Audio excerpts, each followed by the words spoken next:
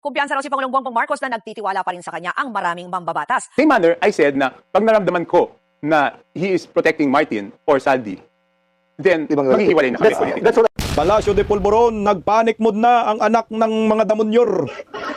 Takot na po ang mga animal sa planong impeachment laban ho kay Bongbong Marcos. Talaga naman. Kung ikaw Alipores ni Bongi, tumatanggap ka ng bilyon-bilyon, milyon-milyong salapi buwan-buwan, aba, matakot ka talaga dahil mapuputol na ang inyong mga kasamaan, mga kabuwayahan ninyo. Wala na, sobra po kayong magnanakaw, pinapahirapan nyo ang sambayan ng Pilipino. Benz Dizon, sinungaling na DPWH sekretary, sumagot po ng harapan tungkol sa Cabral Files at harapan din nagsinungaling sa mainstream media. Anak ka ng kamuti, Benz, huwag mo nang isalba yung puon mong nakangiwi ang panga. Sinira mo lang yung magandang imahe na nasimulan mo bilang isang public servant under Duterte admin. Ano bang nakain mo? Panis na spaghetti? Wala na, kahit anong gawing nila, dipinsa kay Bungit eh. Ang taong bayan na po talagang maghuhusga. Kagaya po nito, Toby Chanko, babalimbing nga ba? Aba, sabi ni Toby Chanko, iiwanan di umano niya si Bungit. Kasi nga naman ngayon, ay talagang dikit na dikit pa ito kay Bungit. Baka sakaling mabigyan na ang posisyon sa gobyerno, anak ng kagwang ka, Toby Chanko. At naniniwala pa rin ang taong ito na wala umanong kinalaman si Bungit sa flood control anomaly. Ayon sa kanya, kung merong kung siya, tangking kung kung si Bungit ay poprotektahan daw si Martin Romualdez, didipinsahan at si Saldico, ay siya daw po ay kakalas na bilang isang bangag supporter. Intindi mo Toby Chanko, nagparamdam na ba Toby? Na talagang babalimbing na ho ito. Ito na yata yung panahon ng balimbingan. Kasi wala na hong wala po kasing nagawa na itong si Bungit. Bilang isang pangulo, mahirap po ito dipinsahan, nakakampi.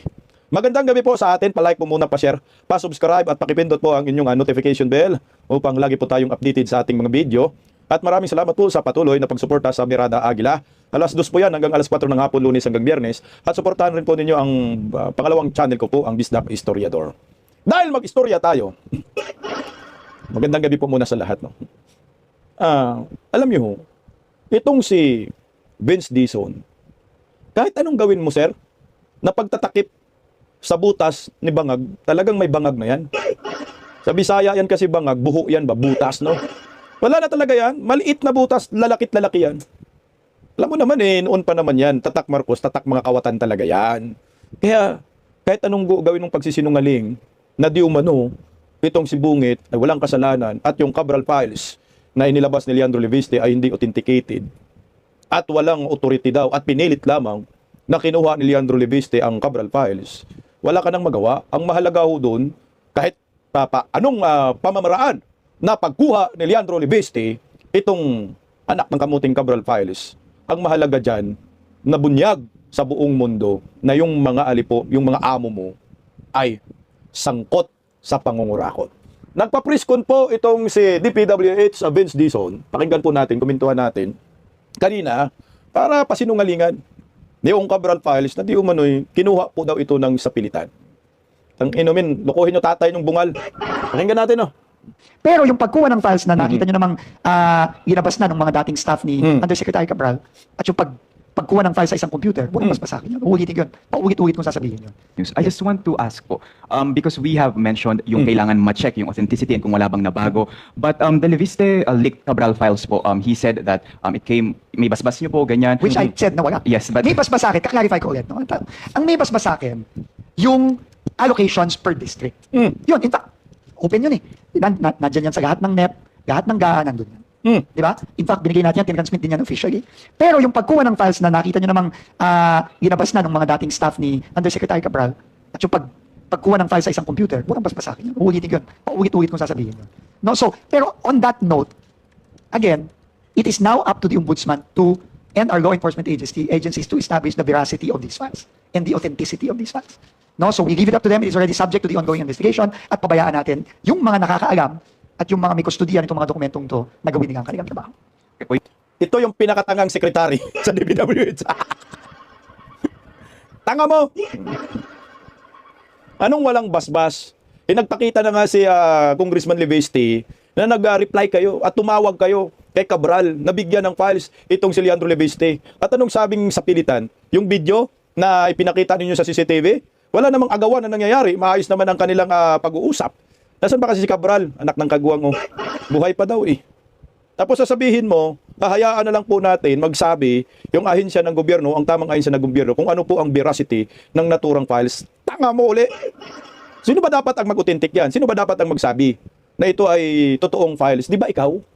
Ikaw yung DPWH Secretary, Vince Dizon, magsisinungaling ka eh. Halatado kapag sinungaling, buang ka talaga. Ang sinungaling ay kakambal ng magnanakaw, hindi pala. Ang sinungaling ay pinsan ng magnanakaw. Romualdez at Marcos magpinsan, puro magnanakaw. Di ba ikaw yung mag-testify, ikaw mag-justify. This is authentic files. Ina-authentic mo na rin eh. Inaamin mo na rin na yung files na yan ay galing po talaga kay Cabral at sa pilitang kinuha. Di authentic. Oh, kahit anong pamamaraan ng pagkuha sa files, wala kaming pakialam. Ang mahalaga, inadmit nyo na authenticated yung naturang files ni Leandro Leviste dahil sabi mo, galing po si Leandro Leviste doon sa DPWH sa opisina ni Cabral. So ano pong tinatanong ngayon na authentic? Di authenticated po yan. Wala ka nang lusot, sinungaling ka pa, huli ka bang buang ka? Tuloy lang natin konti ito. Yung next question ko po is, since we are empowering our citizens to use the transparency portal, where DPWH has pledged to ensure that there's full transparency, aren't we looking to also upload or put there the previous like list of the projects like for the previous years as well? That might Again, possibly ulitin ko, include yung makikipag-conference kami sa ombudsman, dudulog tayo sa ombudsman kung ito ba ay pwedeng gawin. Kasi nga ongoing yung investigation. Ulol! No, ongoing. May mga proseso at may mga rules dyan. So, idudulog natin sa ombudsman yan, natatanungin natin kung ano ang kanyang magiging decision. Tanga mo! Pati files, kailangan pa ng ombudsman. Buisit. Ang pinag-usapan public funds, hindi pira ninyo. I-upload nyo for transparency. I-upload nyo sa Facebook, i-post nyo. Ito po yung mga dokumento, may mga allocables. Ang pinakakawatan, si Sandro at saka si Martin. O bakit ayaw nyo sa publiko? Sabi nyo, ang pinaglalaban ninyo, transparency. May transparency kayo? Ito ay maliwanag na panlilito at pagtatakip sa butas ni Bangag. Huwag mo nang takpan yung Bangag. Talagang Bangag na yan, sir. Huli na kayo, bistado na kayo. Nagsisinungaling pa kayo, galit na nga ang taong bayan. Pati ikaw, makaladkad ka. Ako, Vince Dizon, naniniwala ako na walang kinalaman po ito sa korupsyon sa DPWH dahil kakaupo lang. So ngayon, ang pinag-uusapan natin, yung transparency, wala ka namang kinalaman. Ilabas mo, ba't ka natatakot? O baka naman binusalan ka na para sumunod ka sa script. Public funds yan, kailangan namin yan. Bakit ba yung nagnanakaw sila, nagpaalam ba sila sa sambayan ng Pilipino? Hindi. So ngayon, nalaman na natin na magnanakaw yung mga amo mo, ilabas mo yung files. I-upload nyo kung saan sa website for transparency. Sa Facebook nyo, sa DPWH. Bakit si Leandro Leviste kaya naman, pero kayo hindi nyo magawa. Kasi meron kayong pinagtatakpan. Tuloy lang. Pero ngayon ang kustudiya kasi nasa kanila. Kasi ongoing ang investigation.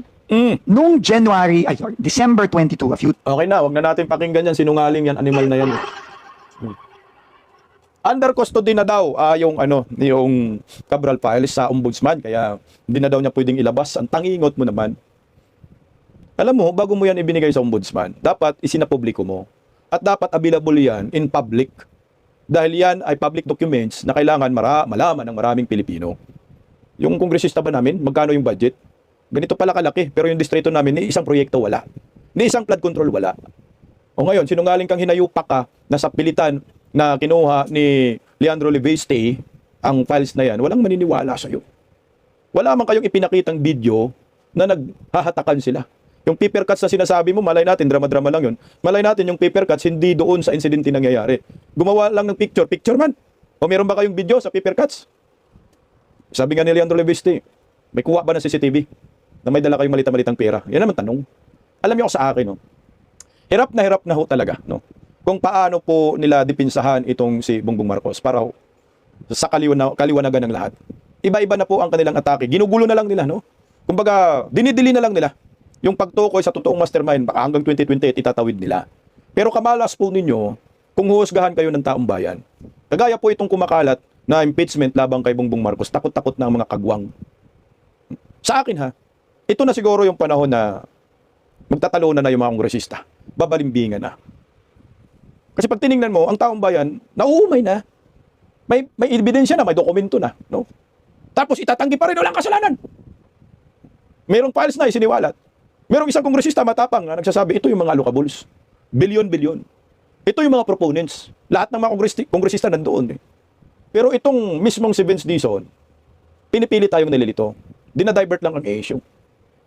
Sa tingin ko posible, bago magsampa ng impeachment laban kay Bongbong Marcos ngayong taon, ay marami na po talagang magbalimbingan. Kagaya po itong si Toby Chango. Si Toby Chanco, alam ho natin na talagang galit na galit po yan kay Martin Romualdez at Saldico. Pero, hindi po yan galit kay Bongbong Marcos. Bakit sa mga panahong ito, kahit lantara na po ang korupsyon, at natuturo na po dito ang Malacanang, marami na pong ebidensya, bakit itong si Toby Chanco ay kapit-tuko pa rin dito kay BBM? At ang kanyang kinakalaban ngayon ay dalawang kongresista lamang. Hindi nga niya mabanat-banatan si Sandro Marcos. Dalawang kongresista. Sino po yung kongresista lang binabanatan ni Toby Chanco? Si Martin Romualdez at si Saldico.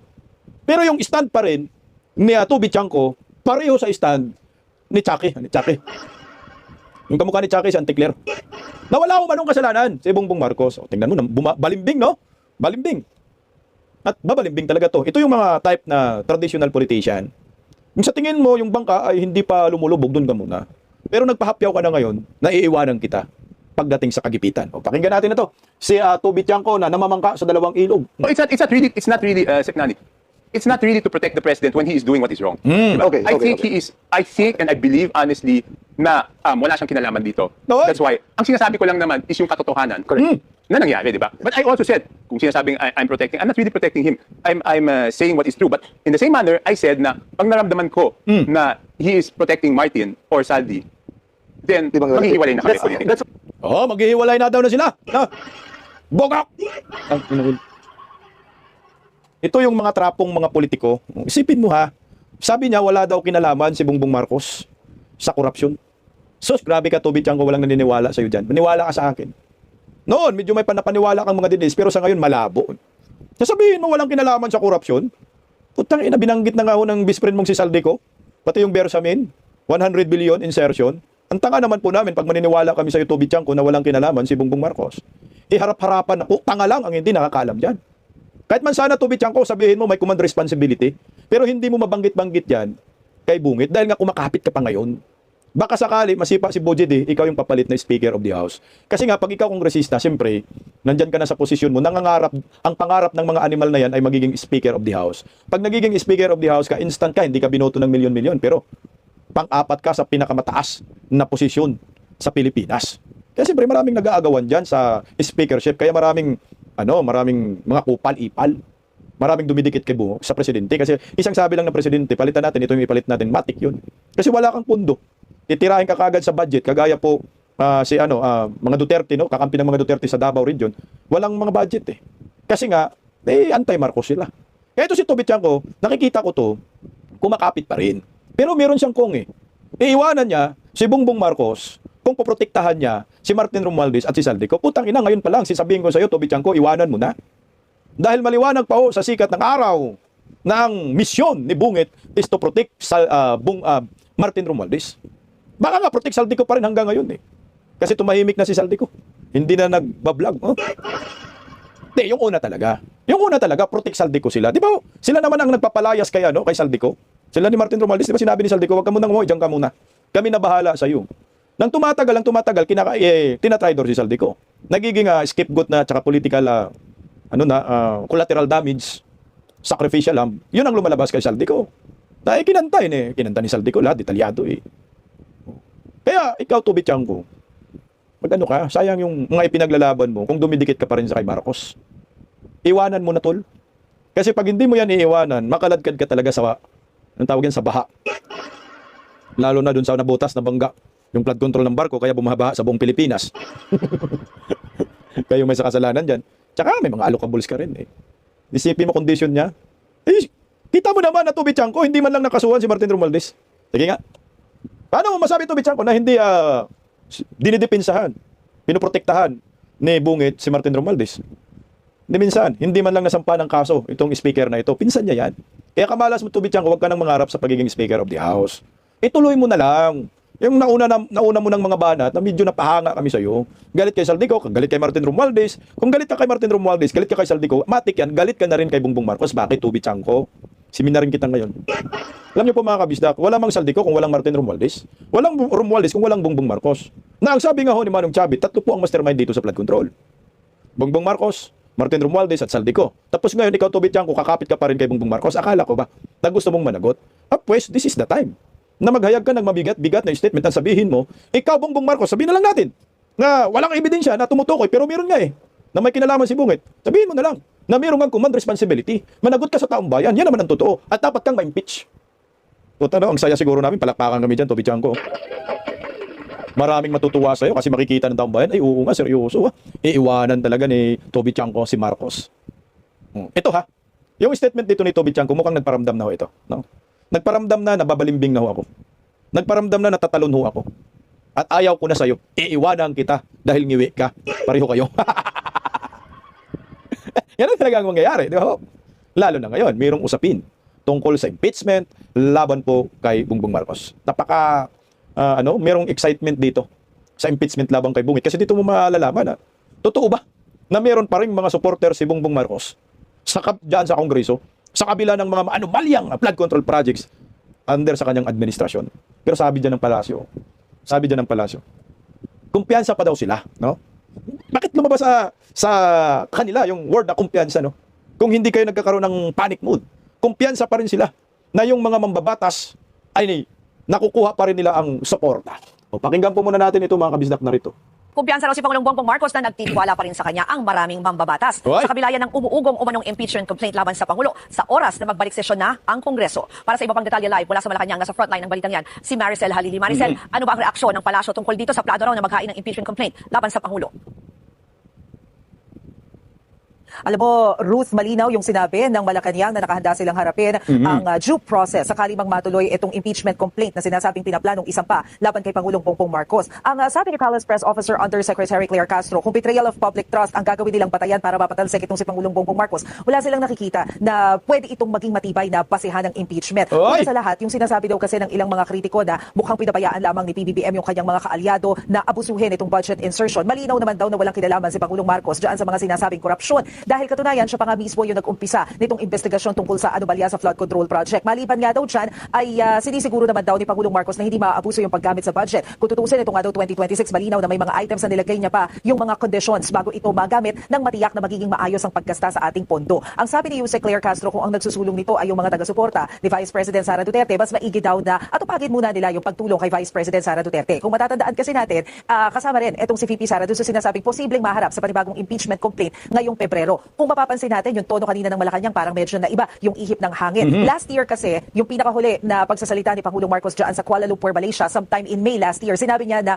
hindi nga daw siya yung nagpupursige na magkaroon ng impeachment laban dito kay Vice President Sara Duterte dahil nga ayaw daw nila na makaabala pa ito doon sa mga importanteng issues ng lipunan. Pero kanina, ang sinabi ni Yusek Castro, nang tanungin niya si PBBM tungkol dito sa impeachment laban kay VP Sara, ang tugon daw sa kanya ni PBBM, dapat itong ituring gaya ng pagturing natin doon sa kaso ng flood control anomalies. Nang tanungin si Yusek Castro kung bakit tila may pagbabago dito sa tono na ito, ang sinabi ni Yusek Castro, maaaring ngayon daw kasi ay umaaring noon daw kasi hindi pa nakikita ng mas malawak yung issue. Pero mas maigi, read between the lines na lamang daw itong naging pahayag ng Pangulo. Maidagdag ng palasyo. Maidagdag ko na rin, Ruth, kanina naririto rin si DSWD Secretary Rex Gatchalian. Natanong siya tungkol dun sa mga Apple politicians, lalo't na sa 2026 budget pa rin yung ilang mga programa ng ayuda. Sabi ni Secretary Rex Gatchalian, pagbabawalan nila yung kanilang mga payment officer, yung kanilang social workers na idiretso yung pamamahagi ng ayuda once na may makita sila na elected officials na naroroon sa mismong venue kung saan isinasagawa ang distribusyon. Ayan po. Wag na nating i-play itong si Auntie Claire, putang ina, ma-high blood tayo dyan. Maboboysit tayo sa buba na spokesperson. Sabi niya, atupagin daw muna daw itong si Vice President Inday Sara at suportahan muna, tulungan si Vice President Inday Sara. Bakit tulungan? Ano bang nangyari kay Inday Sara? Putang ina si Inday Sara fighter yan. Sanay na sanay. Kamalasunin nyo. Di ba sinampan ng impeachment si Vice President Inday Sara? Natakot ba si Inday? Ang sabi pa ni Inday, bloodbath tayo. Hindi takot si Inday. Inimpeach nyo na nga sa Kongreso Anong nangyari sa Senado? Anong sinabi ng Korte Suprema? Return to sender, Auntie Claire. Wala na yan, naumay na. Ang mga Pilipino naumay na sa impeachment laban kay Inday Sara. Pero kayo ngayon, takot na takot kayo. Nagpapanik mood na kayo ngayon. Dahil nababaliktad na ang ihip ng hangin. Talagang i-impeach po yan si Bungit. Magbabalimbingan na yan. Tingnan mo nga itong si Toby Chanko, nagpaparamdam na, babalimbing na yan Iiwanan daw niya si BBM pag pinoprotektahan niya si Martin Romualdez. Isa nga yung pinoprotektahan na So from time to time, itong si Toby Chanko babalimbing at maraming magkalasan. Iiwanan si Bangag sa iri. Saka hindi ako naniniwala na ang mga mambabata, suportado pa rin si BBM. Nasasabi nyo yan. Dahil may pangbusal pa kayo. Dahil may karga pa yung 2026 national budget. Putang ina, mag 7 trillion pa naman. Pero sa actual yan, kahit ako mambabatas, ay putang ina, mag-iisip ako. Magandang pagkakataong ito na ang pinakakinagalitan na presidente sa kasaysayan ng ating bansa ay sasampahan na po ng impeachment. Sasama ako dito sa history. Dahil ang taong bayan, excited nang ma-impeach itong si Bongbong Marcos. Yan talaga ang tunay niya. Na kahit anong putak ninyong mga tanganistang bubunista laban sa pagdipinsa ninyo diyan kay Bungit, lalabas at lalabas po talaga ang katotohanan na ang maraming Pilipino ay nauumay na sa pagmumukha ni bangag na kangiwi ang panga. Kagaya po itong mga nagsiiyakan. Huwag na natin i-play si Auntie Claire, putang ina, nakakabuisit yan. Itong si Jude, sino yun? Asidre. Ang sabi ni Jude Asidre dyan, any move to impeach a sitting president must be firmly grounded on the Constitution and supported, tama, by Claire Castro. By Claire, credible and compelling evidence. Alam mo, buayang tingog party list, mukha mo palang, oink-oink ka na, hinayo pa kayo. Yung ebidensyang sinasabi mo, ay napakalinaw na po. Pinapalabo nyo lang. Ginugulo nyo lang. Crystal clear na po yung ebidensya. Kayo, ang ginagawa ho lang ninyo, ay pinanggulo, dinudungisan nyo lang. Takot lang kayo na ma-impeach si Bungit dahil mawala ang inyong kababuyan sa kaban ng bayan. Ako gusto kong makulong ito, sa totoo lang. Dahil imbestigahan mo yung tingog party list ni Bungit, ni Tambaloslos. Tingnan mo yung asawa ni Tambaloslos, 4-timer na sa pagka-representative. Na dapat ho ito 3-time now. Dapat ito ikulong tong mga animal. Todo depensa kayo kasi kabado na ho kayo. Panic mood na kayo para kayong mga asong ulul. Kahol ng kahol talaga. Hindi pwedeng ma-impeach si Bungit. Unahin nyo muna yung inyong kakampi. Kayong mga didiis. Sino man kayo. Wala ho kayong magawa. Kung sino man yung grupong magsasampa ng impeachment labang kay Bungit, putang ina, karapatan nila yun. Dapat nga lahat ng mga Pilipino mag-file ng impeachment eh. Dapat nga lahat ng mga Pilipino magprotesta labang kay Bangag at sisigaw ng impeach Bungit. Putang na, napakaganda siguro yan guys, no? Napakaganda ho na pag-uusapan natin in the future. Pag may magsampa na tapos makalusot, no? Tapos mapirmahan ba? Kasi impeachment is a numbers game. Pag tinignan po natin, sa ngayon makikita mo tagilid tayo sa numero. Pero hindi natin alam yung ibang mga kongresista dyan, nagkikimkim na yan ang galit nila.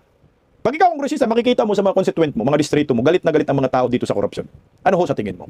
Ang labanan ho dito, konsensya at kwarta. Kung pera ang pinag-uusapan, talagang wala tayong numero kasi bubusalan ni Bangag gamit yung kaban ng bayan. Tangay ng budget na yan 7 trillion. Pero kung may konsensya kang buhaya kang kongresista ka, baka ho pumirma ka na ma-impeach si Bongbong Marcos. Betrayal of public trust, maliwanag pa ho sa sikat ng araw. Walang ribat dyan, walang debate yan.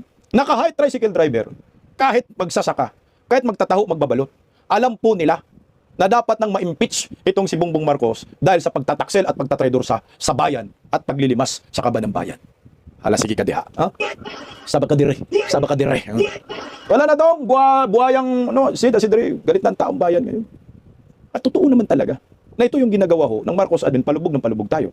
Kaya sabi ho dyan ni Kong Kiko Barsaga, na pag-asa rin po natin, napipirma rin ito na ma-impeach si Bungit. Sabi ni Kong Barsaga dyan, President Marcos is spending billions of public funds in order to bribe Congress into voting for BP Duterte's impeachment is ultimately a far greater crime than anything VP Duterte is accused of naman. Ito, betrayal of public trust din po ito. Binusalan mo yung mga kongresista para ma-impeach si Vice President Inday Sara sa Kongreso. Sino po nagsalita? Kongresista. Alam nila yan. Si Tubi Tiangco, alam din ni Tubi Tiangco yan. Kaban ng bayan ang ginamit ni Bongbong Marcos para ma-impeach si Inday Sara. Kaso nga lang, ang pinupuntarya pa ngayon ni Tubi Tiangco, Martin Romualdez. Baka naman Tubi Tiangco hindi naman magawa yan ni Martin Romualdez kung wala si Bungit. Nag-unang pumirma nga ho doon ay si Sandro Marcos. Ito ay maliwanag na betrayal of public trust. Magkano ba yung sinasabi ho nila? 125 million confidential funds. Iputang ina kay Bungit, 4.5 billion yearly.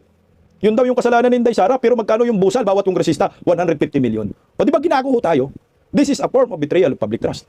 Sa PhilHealth, mantakin mo sa PhilHealth, ginigisa tayo ng sarili nating mga mantika. 60 billion, ninakaw nila harap-harapan, nang nabisto, ibinalik nila, pinasauli. Pero yung isa sa uli, pera din natin, ginawa yung tanga. Ito ho yung ginagawa ng gobyernong Marcos. Ano yan? Pambubudol. Panluloko. Napag tinignan mo, ako sa akin, mga kabisdak, this is the time na kailangan sumigaw ho ang taong bayan. Hindi na po biro ito. Impeachment na po ito sa president ang pinag-uusapan. Na ayon nga ho kay Igay Arisi, puro Sara Group to file impeachment case versus PBBM. Pero bantayan din dapat ng mga DDS kung sino man. Kung pro BP Sara man yan, hindi natin alam kung sino kasi wala pa namang lumalabas. Ang sinabi lang naman ni Arisi na may lumapit sa kanya.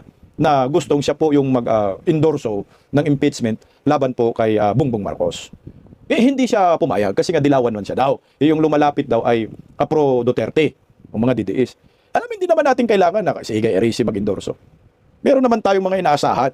Sino? Leandro Leviste. Sana si munti ka naman Sandro Marcos ha. Kiko Barsaga. Eh si Kiko Barsaga noon pa naman gusto na niyang ma-impeach si BBM. Kahit si Kiko Barsaga na mag-endorso yan at si Leandro Leviste. Kaso nga lang itong dalawang bagito na kongresista ay sinasampahan ng ethics complaint. Gusto nilang tanggalin sa pagkakongresista kasi nga ang ingay nila laban sa mga kurakot. Ang ingay nila laban kay Bongbong Marcos lalo na si Barsaga. Kaya kung suspendido pa eh kung pagbalik pwede na ako, sige na, total na, ilatag naman ito, naibalita na merong mga grupo na magsasampa ng impeachment laban kay Bangag. Actually nga, yung Duterte yun sana, ginago lang ni George Garcia. Mantakin nyo 3 seats yun Sa Duterte yun, 3 sanang mga matitibay, 3 Duterte yun. Ang lakas ng mga kabataan sa Kongreso sana. Kiko Barsaga, Leandro Leviste, nako, pag ito nagsama-sama, iyak ho talaga dito si Bungit, meron pa tayong Marcolita na kongresista. Wala na, mukhang mababaliktad na ho talaga, Mabaliktad na po ang gulong ng palad. Na ngayon ito ay panigurado po tayo na nagpapanik mood na po dito ang Palasyo de Polvoron. Kahit yung mga bobonistang tanganista, nagpapanik mood na sila. Kasi wala na po silang allowance. Wala na po silang generous allowance itong mga allowance, itong mga inayupak na to. Trabaho kayo, mga hunghang. Gaya po nito, ikaw Pilipino ka. Ikaw kongresista ka. Alam mo naman, ng mga constituent mo, galit na kay Marcos at nahihirapan na sa buhay, dahil patuloy na pagbagsak ang ekonomiya ng ating bansa at patuloy na nahihirapan ang taong bayan dahil sa pamumuno ni Bongbong Marcos. Putang ina, may nagpapile ng impeachment, gusto mo pa talaga pumira? Putang ina, makonsensya ka naman sa mga Pilipino. Sa bagay, ang mga tao, ang mga kongresista ngayon ay mga malang na bitoka at walang mga, walang mga konsensya. Anak ng kamote, sabi nga ni Cara David, mamatay na lahat ng mga kurakot. Kasama ka na Bungit. Palitan ng piso kontra dolyar, hindi bumababa sa 59. Magsi 60 pesos na po ngayon ang palitan ng piso kontra dolyar. Hayahay ang buhay. Hayahay ang buhay ng mga WF. Nakamote yun. Ayan palitan ng piso kontra dolyar ngayong araw ay pumapalo pa rin sa 59.26. Ito yung salamin ng ekonomiya, ng gobyernong nakangiwi ang panga, bagsak na bagsak, lagapak na lagapak. Pag ikaw ay Pilipino, anak ng kamuti, hindi mo na pwedeng tawaging presidente si Bangag. Tandaan nyo, ang pinsan ng magnanakaw. Ulitin. Tikto. Tandaan nyo, ang sinungaling ay pinsan ng magnanakaw. Starring Bungit at Tambaloslos. Ano sa palagay nyo? Makakala ba ng enough na pirma ang impeachment na ito laban kay Bungit? Magbabalimbigan na kaya mga kongresista? Kagaya ni Toby Tiangco na kapituko pa rin kay Bongbong Marcos. Abangan na lang po natin kung kailan may masmasan ang mga hinayupak ng mga buhaya.